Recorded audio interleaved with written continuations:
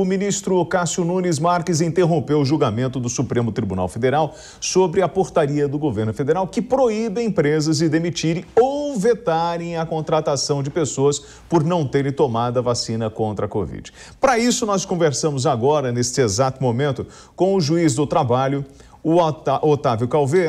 Otávio, obrigado pela presença aqui no Top of the Hour, na Jovem Pan News. Eu pergunto ao senhor, em função dessas indecisões, isso está gerando muito problema na Justiça do Trabalho? Uma boa tarde a todos, já agradeço aqui a oportunidade de participar. E sempre gera estresse, né? Porque o empresário ele fica sem saber exatamente o que ele pode, o que ele não pode fazer, e ele acaba arriscando, tomando as decisões sem um norte mais seguro, né? Apesar da gente não estar vendo assim muitas ações trabalhistas lidando com esse problema das dispensas por justa causa, há sim um certo nervosismo dos empregadores no sentido de o que fazer, né? Se realmente eu posso ou não posso exigir atestado de vacinação, se eu posso ou se eu não posso dispensar trabalhadores que se recusarem injustificadamente à vacinação contra a Covid. Doutora, a principal discussão ainda é sobre o direito individual, se o direito individual se sobrepõe ou não ao coletivo, ainda mais nesse momento de pandemia? Esse é o grande debate, né?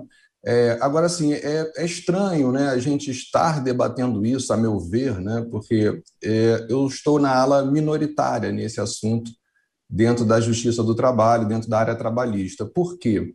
Porque, para mim, a gente já tem os balizamentos de quando o nosso ordenamento jurídico pode determinar algo contra a vontade do cidadão e como fazer isso em matéria de vacinação. O próprio Supremo Tribunal Federal, quando fixou a tese vinculante sobre esse assunto, deixou claro que cada cidadão pode se recusar à vacinação obrigatória, porque a vacinação não pode ser forçada. E aí, como que o poder público pode levar um cidadão a se vacinar? Através de medidas indiretas que vão ser criadas por lei e que vão atribuir restrições a exercício de direitos ou a frequência em determinados lugares. E essa que é a grande questão, né? Porque na área trabalhista, a gente não pode esquecer que estar trabalhando, estar empregado, é estar exercitando um direito fundamental, que é o direito fundamental ao trabalho. E é extremamente importante também lembrarmos que, em períodos de recessão, em períodos de pandemia, uma pessoa perder o trabalho significa um impacto violento na vida dela e, obviamente, vai afetar a sua dignidade. Então, para mim, a questão tinha que ser resolvida da seguinte forma: cumprir aquilo que o próprio Supremo Tribunal Federal já decidiu. É o legislador, ou seja, a autoridade normativa competente, criar a obrigatoriedade da vacinação para que as pessoas possam trabalhar no Brasil. O grande problema é a gente estar debatendo isso dentro do contexto de uma relação privada. E a gente está levando, segundo o entendimento majoritário, a possibilidade de um ator privado, que é o empregador, impor essa conduta a um outro ator privado, que é o empregado. Esse que é o grande problema. Então, o debate não é nem mais sobre se pode ou não pode ter vacinação obrigatória, como que o Supremo já definiu. O nosso debate aqui na área trabalhista agora deveria ser quem pode fazer essa exigência. E esse que é o X da questão que a gente está vivenciando hoje. Com a palavra o nosso comentarista Felipe Bueno. Doutor Calvé, prazer falar com o senhor, muito boa tarde. É uma pergunta de leigo, mas eu imagino que muita gente que esteja nos acompanhando, esteja acompanhando o noticiário, tem uma pergunta parecida com a minha. O placar já estava 4-0, o ministro Cássio fez o pedido de vista. E agora não há prazo para que essa votação seja retomada, tanto que agora vai para o presencial, né? Sai do virtual e vai para o presencial. Tomando por base essa própria informação que o senhor trouxe, que é muito relevante, a gente até estava conversando aqui fora do ar sobre isso, mas a questão já estava pacificada pelo próprio STF, quando da época da portaria do Ministério do Trabalho, que nasceu morta, né? Até uma pergunta meio que propondo para o senhor entrar na cabeça do ministro, né? Qual seria a razão, né? A petição foi de alguma forma defeituosa, deu margem a algum tipo de dúvida? O que explicaria esse pedido de vista nesse momento, considerando também uma questão social importante? Nós estamos no meio de um problema não resolvido, né? Que é o problema sanitário versus o problema econômico, doutor. Então, assim, a percepção que eu tive, né, é de que o ministro ele quis dar um norte para os empregadores, porque até então era basicamente um debate acadêmico e pontual na justiça, conforme as decisões iam surgindo. Tivemos umas 2 ou 3 decisões sobre esse tema que permitiram a dispensa por justa causa pelo empregador. E o resto é posição acadêmica, doutrinária, artigos, notas técnicas, mas nada vinculante, nada que realmente dê segurança ao empregador. Então, me parece que o ministro, dentro da visão de mundo sobre esse tema da vacinação obrigatória, que eu concordo, nesse caso específico do empregador não poder exigir, o ministro cumpriu uma das suas atribuições constitucionais, está lá no artigo 87 da Constituição, que é emitir instruções dentro da sua pasta, dentro da sua área, interpretando quais são as obrigações do cidadão. Então, ele fez isso de uma forma natural e, para mim, constitucional. Tá? A Constituição permite que ele faça isso. Agora, ele emitiu a opinião, né, e a interpretação dele, que não é a majoritária, não era o que a maioria da área trabalhista estava entendendo. E isso vai acabar tendo uma virtude por vias transversas, que é dar segurança. Por quê? Porque a partir do momento que a portaria existia, estávamos seguros com aquela orientação. Agora que a portaria foi impugnada e o Supremo tem uma decisão no momento, que é a decisão do ministro Barroso em cautelar, derrubando a portaria naqueles tópicos, a gente também tem segurança jurídica hoje. Então, hoje, um empregador pode dispensar o empregado por justa causa, se ele se recusar injustificadamente, e pode exigir atestado de vacinação para contratação. Então, a única virtude disso tudo, para um lado ou para o outro, é o empregador ter um norte do que ele pode fazer, o que é muito importante para a sociedade, né? Bruna Torlai. Eu gostaria de saber como que o senhor avalia, assim, a gente está vendo o Supremo resolver uma questão do direito trabalhista, né, pelo amor de Deus, mas o senhor acha que a nossa atual legislação trabalhista, ela é algo que deve ser modernizado, inclusive para evitar esse tipo de discussão? Porque, por exemplo, essa questão de o empregador não poder mandar embora alguém, é isso que está na origem dessa dificuldade toda, né? E é muito engraçado a gente imaginar que alguém que tem uma empresa, que tem lá os seus critérios, não tenha o direito de mandar embora alguém por qualquer razão que for.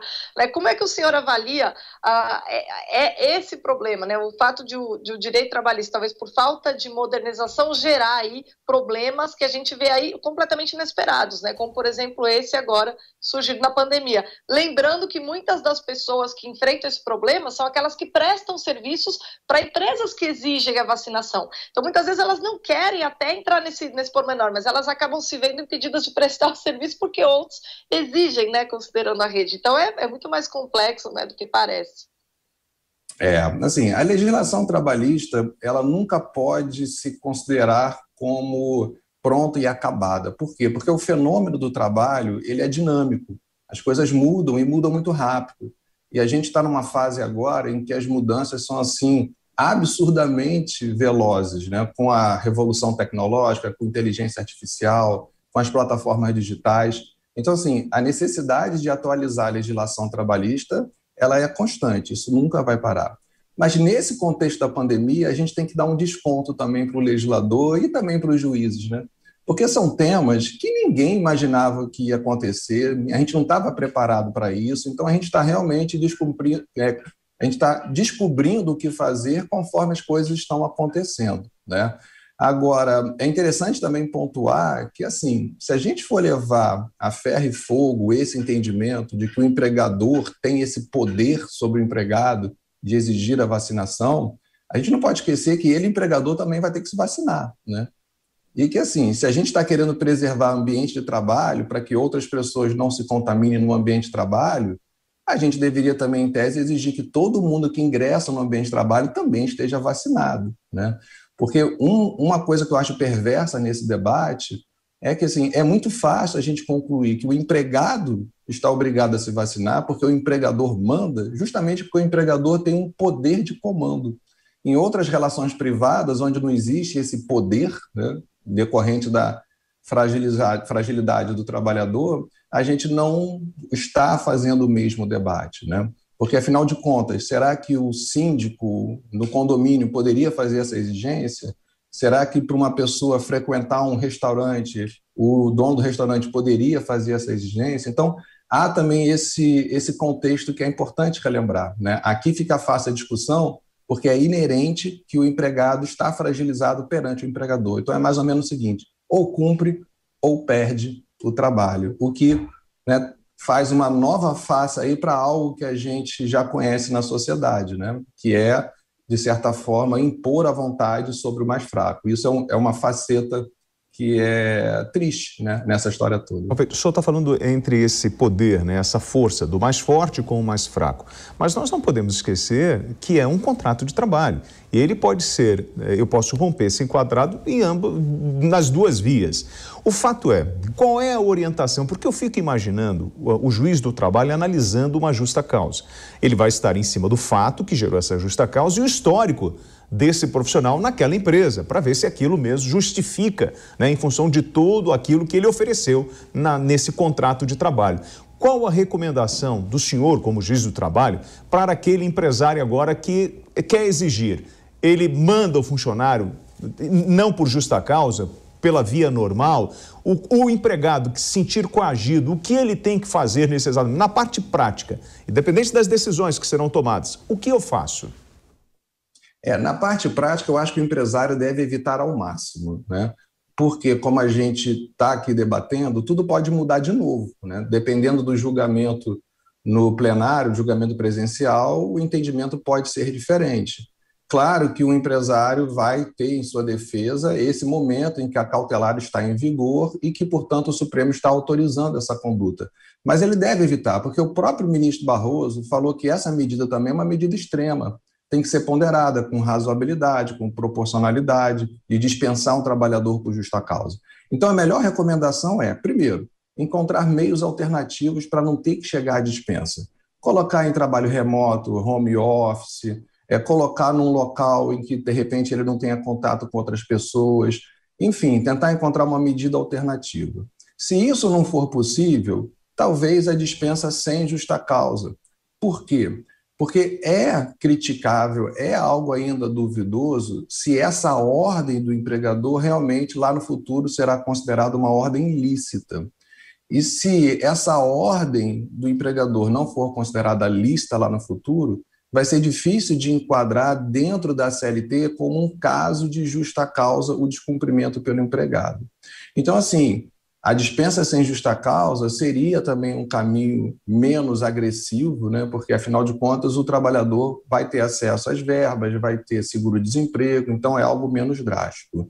Agora, se nada disso o empregador achar razoável, até por conta dos custos que isso gera, nesse momento, dispensar por justa causa, depois de atendido todas as outras tentativas, esclarecer o trabalhador, dar oportunidade para ele se vacinar, mostrar que a vacina já foi tomada por milhões de pessoas, mostrar os índices de que reações adversas são ínfimas, enfim, esclarecer o trabalhador para que ele tenha essa visão e depois disso tudo, aí sim, se não tiver jeito, fazer a dispensa por justa causa nesse período em que está vigorando a decisão do ministro Barroso até o julgamento no plenário.